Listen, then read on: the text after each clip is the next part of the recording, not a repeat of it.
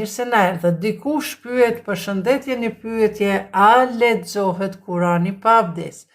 Kurani pa abdes normal që lexohet, por nëse është në gjuhën shqipe, por nëse është në gjuhën arabe dhe e ke për studim, për shembull na kur kemi qenë në medrese, mëse 4-5 orë u duke me studiu për Kuranin, atëherë ky Kurani që është në gjuhën arabe, në këtë pjesë, nëse nuk keni abdes, nuk ban me prek, është mëkat.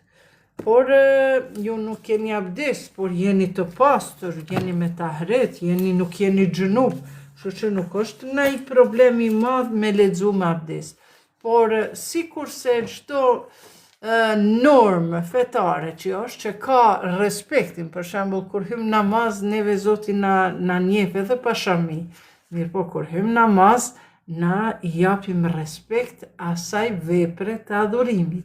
Pra, kjo vepër e adhurimit, namazi, kërkon abdesin, kërkon abdesi të mirët, pra qurbeten ilallah, për me ju afru Allahut, dhe kërkon gjithashtu edhe shamnin, kërkon sejaden, kërkon orientimin. Pra, çdo adhurim në fenë islame i ka edhe ritualet e veta të cilat të afrojnë qurbeten ilallah, të afrojnë te Zoti.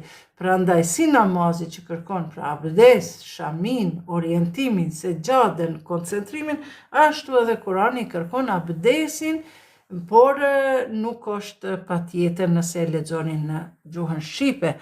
Nëse e lexoni Kuranin për me kry një hatme të Kuranit, atëherë e keni me niyet, atëherë abdesi është të afron te Zoti, sepse leximi i Kuranit në gjuhën arabe është lartësim i shpirtit, afrim tek Zoti. Ndërkësh leximi i Kuranit në gjuhën shqipe është ndriçimi mendjes suaj. Ata që lexojnë Kuran, ata që e veprojnë me Kuran, për shembull ti e merr lexon një ajet kuranore ose më lexon një pjesë të Kuranit ose një sure të Kuranit dhe pastaj del me një shoqe, me një shokë dhe e pin një kafe, apo edhe e hap muhabetin, çka ka dashur Zoti me thënë me këto. Të jeni të sigurt se ju jeni të dashurit e Allahut, ju jeni të dashurit e Zotit.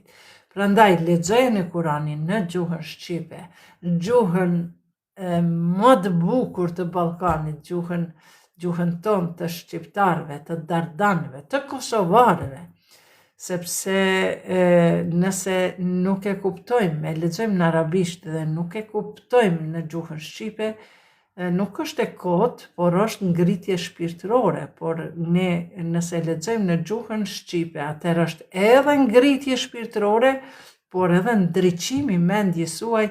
Ju keni muhabit një ditë kur filloni me fol me Kuran. Prandaj mos e lexoni Kuranin vetëm si libër leximi, por lexojeni me dashuri, me respekt, paramendojeni se çdo fjalë e tij po të drejtohet ty.